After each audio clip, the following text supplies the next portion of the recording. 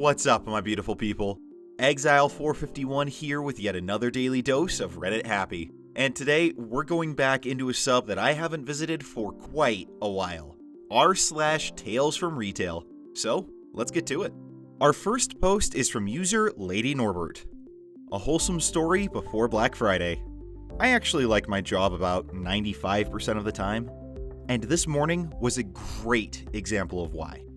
A customer came to my register with a stuffed toy giraffe. She'd found it on the floor and figured someone would be looking for it. So I thanked her and put him by my register, out of sight. However, more than an hour passed and no one had come to find it. So I took to checking with parents to make sure they weren't missing anyone important. I was a bit more specific than that, don't worry. Finally, a very busy woman arrived with her mother and toddler daughter. She seemed to be in a bit of a hurry, so I was trying to streamline her large purchases, but I just had a feeling. You didn't by chance lose a stuffed toy, did you?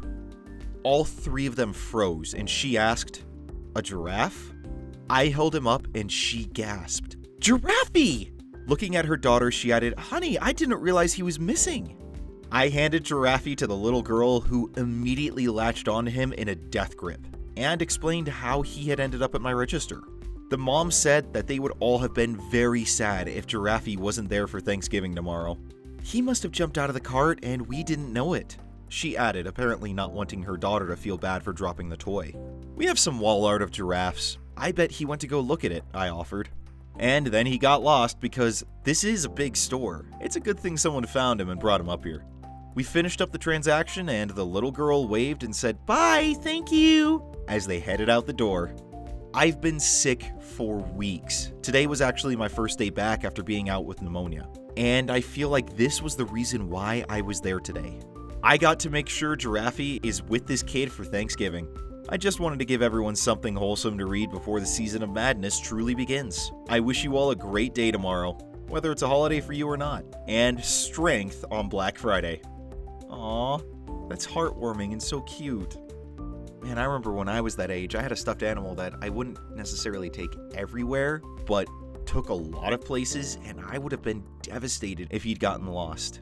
That is such a wonderful, touching story, though, and definitely coming out of an industry which is usually known for some of the worst examples of humanity. That's really one that I think a lot of people would enjoy hearing. Thank you so much for sharing the post, and I really hope that you're doing well. Our next post is from user Zine King. A rare positive post. I work in a crafts store as a stalker, so I tend to spend the majority of my time on the sales floor. As such, I get the most of customer questions and a lot of the rudeness. Today, an elderly woman came up to me as I was stocking cry-cut vinyl rolls. She was looking around confused and picked up one dark colored roll, shook her head and picked up another and repeated the process a couple times. I walked to the other end of the aisle where she was and gave the standard, "Hi ma'am, how are you today? Can I help you find anything?" She looks at me and goes, "Hi, where's the store brand version of these? I know you all move stuff around sometimes." We actually did move them recently to make room for more cry-cut products. So I walked her over to the main aisle and showed her the end cap we moved them to. She thanks me and sends me back to my stocking position. A few minutes later, she walks up holding a patterned roll and asks me what color it is. I point out that it's got this gray pattern on a black background and she shakes her head. I couldn't tell. Before grabbing this one, I picked up two more and they were both blue, but I'm looking for a black roll and the generic one. I can't tell if you have them. She speaks to me more, telling me that her eyes have been going bad and deeper tones all look black to her. I nod my head and I go looking in the back through our new shipment for these rolls. We only received two, and I grab them and run them back to her. She gasps as I turn the corner with them in my hand, and I can see the relief and gratitude on her face. "Thank you, baby doll," she goes. She sounds like she's about to cry. She raises her arms around me and hugs me, which, from any other customer, I would feel weird about. But this felt like my grandma hugging me, and in my region, there's really no such thing as personal space anyways. I show her how to get a coupon, and she told me, "Happy holidays," before heading off to the register. It was probably one of the sweetest interactions with a customer I've ever experienced. I know it's not a complicated story, but I wanted to share. Complicated or not, it's an uplifting one, and like I said in the previous post, You don't see that very much out of the retail industry. That interaction could have gone so many different ways, and it turned out to be such a wonderful, wholesome experience. You may very well have made her entire week by just that small little gesture of checking in the back.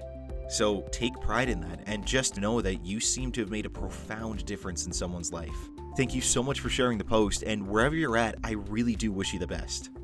Our next post is from user Toros Prime. But first, if you're enjoying the video, make sure to hit that like button and subscribe so you can get more of your daily dose of Reddit happy.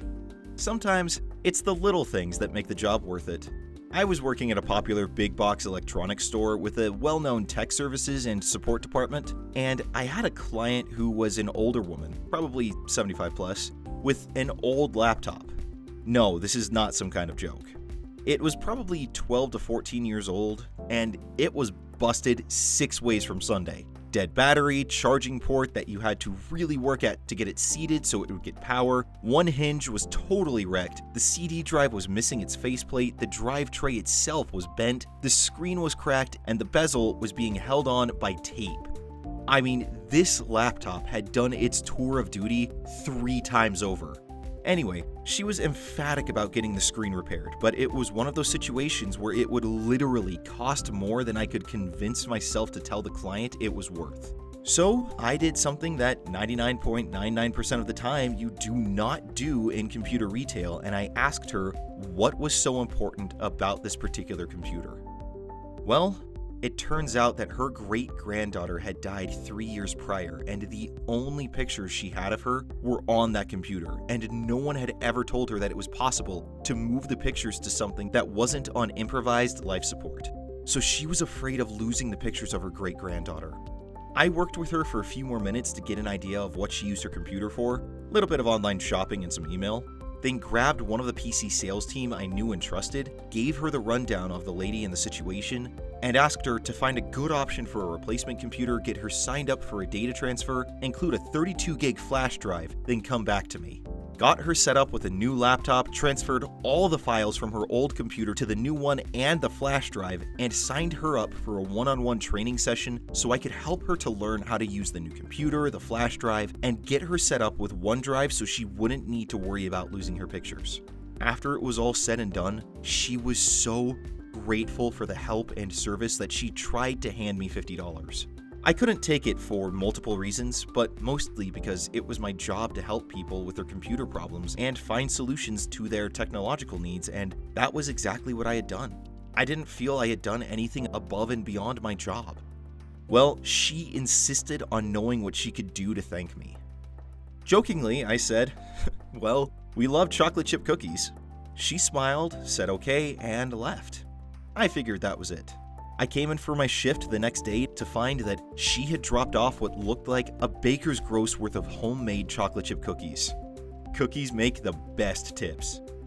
You may not have felt like you went above and beyond, but trust me, you did. For someone that old with such a cherished memory on a machine like that, for her, if she'd lost it, that would have been devastating. The grief of not having those pictures to remember her great-granddaughter by very well may have put her into an early grave. You did something incredible. You did something that to you might have seemed like just a small, out-of-the-way gesture, but to her, it was life-changing and incredible. And honestly, even not being related to her, I'm just grateful you did. That is such a wonderful story and a great example of what it means to be customer-centered. You are a wonderful human being. Thank you so much for going out of your way like that.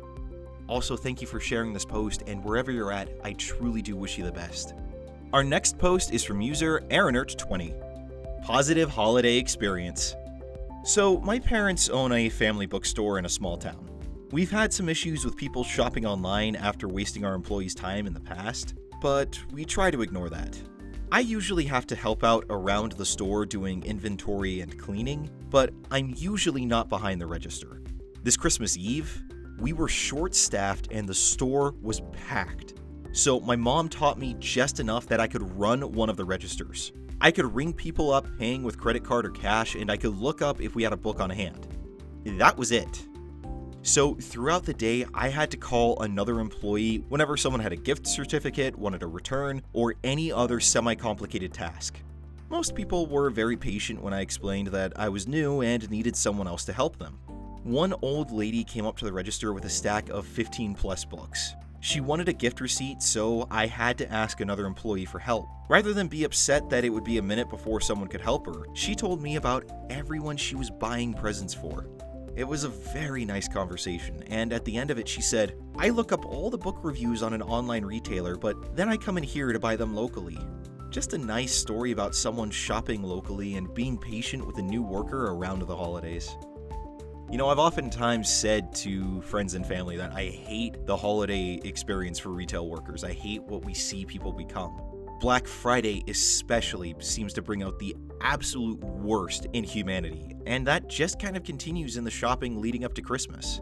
While I imagine that most people are probably like that, there are those egregious enough examples of just completely unacceptable and outlandish behavior that kind of ruin everything for everyone else.